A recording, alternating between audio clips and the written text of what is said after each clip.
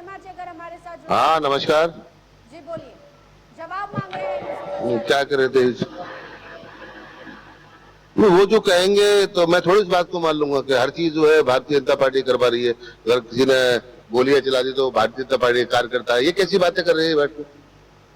सही बात करिए, जो बोलिए हाँ घटना हुई है निंदनीय है, नहीं होनी चाहिए। एक तरीका होता है बात करने का। आप सीधा सीधा एक पार्टी को आतंकवादी घोषित करे दे रहे हैं। कौन आप कहने वाले? ये ऐसी बातें मत कीजिए जो मुझे भी गुस्सा आएगा इन बातों पर। कौन हो आप? यूसुफ अंसारी थोड़ा रुक जाइए, उनको बोलने दीजिए। अरे कम से कम कुछ बात करने का तरीका होता है, अपनी बात रखने का तरीका होता है। आप बिल्कुल वाले सुनिए मेरी बात, निंदा नहीं करिए। मैं क्या बोल रहा हूँ, मैं कौन हूँ और क्या हूँ वो 3 दिन बाद बताऊंगा। आप पहले आपकी बात का जवाब दीजिए, क्या है वो बात करिए आप।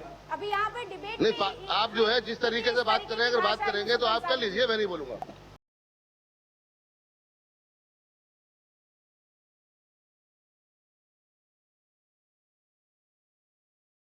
नाम पे रेप करवाएगी? गाड़ी रख के ऐसी बातें फिर किसने करवाया? फिर किसने करवाया? फिर किसने करवाया? पूरे बीजेपी को शर्म आना चाहिए कि ऐसा माहौल बना दिए कि एक सरकारी आदमी दलाल बीजेपी का नाम क्यों ले रहे? मारने वाले ने जब बीजेपी का नाम लिया तो इनको तकलीफ नहीं हुई। मैंने हिंदू मुसलमान का नाम नहीं लिया, मैंने आरएसएस का बजरंग दल का नाम नहीं लिया। मारने वाले व्यक्ति ने बीजेपी के प्रवक्ता ने बीजेपी के अध्यक्ष का नाम लिया, नरेंद्र मोदी का नाम लिया, योगी बाबा का नाम लिया। अगर 3 दिन के अंदर मरने वाले व्यक्तियों के घर वालों को 50-50 लाख रुपया सेंट्रल गवर्नमेंट और राज्य गवर्नमेंट नहीं देगी और उनके घर वालों को सरकारी नौकरी नहीं देगी तो 3 दिन के बाद मुंबई में एक भी ट्रेन नहीं चलेगी। रखिए, ये धमकी नहीं, ये हम करेंगे। दूसरी बात हम आपको बता रहे, टीवी डिबेट में दाढ़ी के बारे में, टोपी के बारे में, धर्म के बारे में ना बोले, ये बात बीजेपी प्रवक्ता को बता दीजिए। जहां मैं एक मुस्लिम संगठन का अध्यक्ष हूं, वहीं सुप्रीम कोर्ट का लॉयर भी हूं। 295 ए के तहत, 153 ए के तहत धार्मिक भावनाओं को भड़काने की बुनियाद पर उनके ऊपर कार्रवाई कर सकता हूं। ये डिबेट हिंदू मुसलमान की नहीं चल रही, ये घटना जो बीजेपी की तरफ से हुई है ट्रेन में उस पर चल रही है। इस घटना को हिंदू मुसलमान से जोड़ रही है बीजेपी। हमने किसी हिंदू भाई का नाम नहीं लिया, ना किसी हिंदू संगठन का नाम लिया। हमने बीजेपी का नाम इसलिए लिया क्योंकि मारने वाले ने बीजेपी के अध्यक्ष का, कार्यकर्ताओं का नाम लिया। नरेंद्र मोदी हो या योगी बाबा हो, इन लोगों का नाम बीजेपी के आदमी ने, मारने वाले ने लिया। और मैं आपको एक बात बता दूं, सुनिए, पूरी मेरी बात, पूरी मेरी बात सुन लीजिए, पूरी मेरी बात सुन लीजिए। मैं आपको क्या बोल रहा हूँ, पूरी जानकारी तो करेक्ट कर लीजिए। पूरी बात नहीं है, ना तो नरेंद्र मोदी बीजेपी का अध्यक्ष है, मैं क्या बोला, कार्यकर्ता है। बनाने वाले चलाने वाले वही है। नाम के लिए किसी को भी बिठा दो कि आप 3 दिन में ट्रेन बंद कर देंगे। अरे नहीं बंद कर रहा तो आप देख लेना ना। आप किसी को भी भड़का दोगे। एक सरकारी आदमी का दिमाग ये हो गया है, सुनिए मेरी बात, एक सरकारी आदमी का दिमाग ये हो गया है क्या? अंसार बेग जी बोलिए। अंसार बेग जी भाई अभी केस कर दें आप मुझ पे। तुम कहोगे तो मैं मुसलमान हूँगा, वरना मैं मुसलमान नहीं हूँ। तुम होते कौन हो? फिर मैं बार बार कहूंगा, मैं दाढ़ी रखूं ना रखूं मेरी मर्जी। तुम जबरदस्ती रखवा दोगे मुझसे। और पहले जो है खुद अपना तमीज सीखिए। आप वकील हो ना, तो तुम्हें बात करने की तमीज नहीं है। सीधा सीधा तुमने क्या कहा था? मैंने कहा था घटना हुई इसकी निंदा नहीं करो। किस तरीके की बात करो भाई? आज ही कल अब मैं तुमसे अभी कर दूं। तुमने सीधी सीधी धमकी दी है एक डिबेट में कि ट्रेनें बंद करवा दोगे। तो हो सकता है तुम्हारे घर तक अभी पुलिस पहुंच जाए। बात करिए तरीके की। मैं भारतीय जनता पार्टी का कार्यकर्ता हूं तो मैं किसी का गुलाम नहीं हूं, न तुम्हारा गुलाम हूं न पार्टी का हूं। मैं एक हिंदुस्तानी हूं, तुम्हारी तरह मैं बात नहीं करता हूं घुमा फिरा के। अरशद भाई हमेशा बात करते पहले आपने हिंदू मुसलमान को लड़वाया, आप पुलिस से मरवाओगे। आप बीजेपी वाले कर क्या सकते? हिंदुस्तान में हिंदू मुसलमान दंगा करवा सकते आप? तुम्हें तुम्हारे जैसे तुम करवाए तुम, और हम बोले भी ना। तुम हिंदुस्तान में हिंदू मुसलमान, मैं आपको क्या बोल, हिंदू मुसलमान दंगा करवाए बीजेपी, हिंदू मुसलमान करवाए दंगा बीजेपी, और मुसलमान बोले भी ना। जैसे जो लोग हैं, चंद लोग आके सामने आ जाते हैं, इन्हीं की वजह दंगे होते हैं। और अच्छा, आप डायरेक्ट मरवा देते हो, आप डायरेक्ट मरवा देते हो, आप दंगा नहीं करवाते हो। यूसुफ जी आप यूसुफ जी फिर गलत बात कर रहे हैं। मैं सरकारी करीम आज़म, कर्मचारी आप है, डिबेट मुझे में गोली है, चलाई सुनिए है। मेरी बात। आपने मेरे साथ डिबेट मुझसे में कभी दाढ़ी, आप मुंह में मत बात टोपी, करना। तुमसे ज्यादा टीका, गुस्सा ये रखता नहीं हूं, बात तुमसे करना। ज्यादा जानकारी रखता हूँ। आप अरे आप कुछ भी रखते होगे, आप हिंदू मुसलमान की बात नहीं कर रहे, बीजेपी की बात चल रही वकील हो गए थी। तो अदालत आप में मैं जाके क्या दिखाइए। बोला, जो कार्रवाई आपको करो मैंने कर क्या लेना। बोला, दाढ़ी के ऊपर, टोपी के ऊपर ना बात कर। राजीव मिश्रा जी ट्रेन बंद कर देंगे।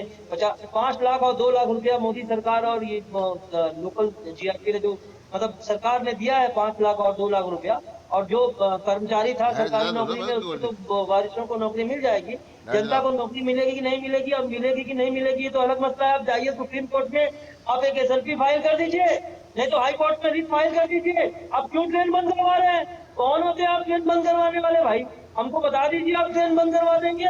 आप इस तरह से आप लोकल ट्रेन बंद करवा देंगे? मतलब आप भी उसी आतंकवाद की बात कर रहे हैं जो जिस कट्टरवाद की मैं बात कर रहा हूँ, जिस कट्टरवाद बात से हम हमारे देश को खतरा है, आप भी बिल्कुल उसी तर्ज में बात कर रहे हैं कि हम भी ट्रेन बंद करवा देंगे। अरे भाई आपसे हाथ जोड़ के निवेदन है, आप इतने पढ़े लिखे आदमी हो, आपको इस तरह से समाज के जो सामान्य जनता है उनको आप भेज के रखने का काम मत कीजिए।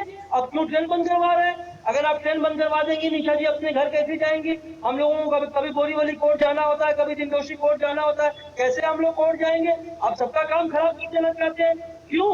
क्योंकि एक सिरफिरेन है जो आप जिसको आप कह रहे हैं मोदी योगी के काम में भक्त नहीं है। अगर सिर्फ ये बात कहना चाहते अरे मैं क्या बोला, डरिए मत, मैं भी आपसे डरने वाला नहीं हूँ। अंधार देखो डर कराएंगे। सुनिए मेरी बात, आप इतना हमदर्दी मत बनिए, आरोपी के इतने हमदर्दी मत बनिए।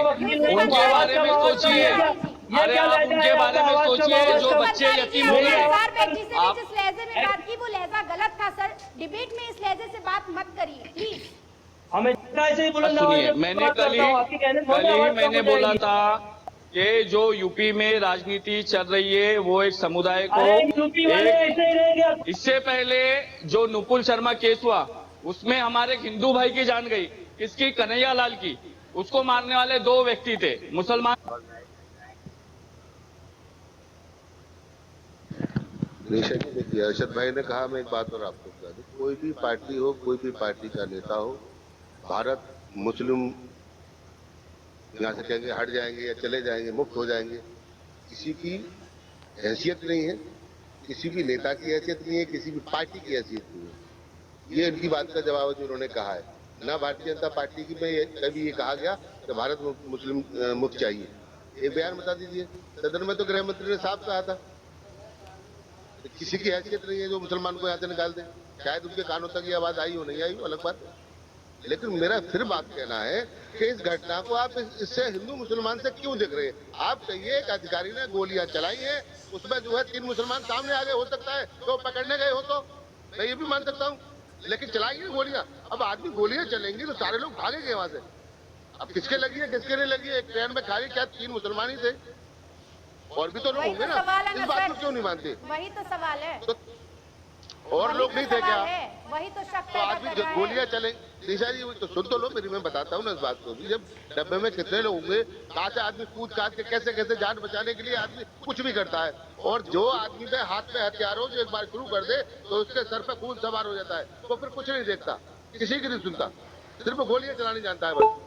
जब उसको होश आएगा मैंने कर कह दिया तब ठीक है। हमने ये कहा, अभी मैं कह दूं मैं कहीं गोलियां चला दूं, कि यूसुफ अंसारी साहब ने मुझसे कह दिया था, अरशद भाई ने कह दिया था, आनंद भाई ने कह दिया था कि जाओ गोलियां चला दो, तो आप मान लोगे इस बात को?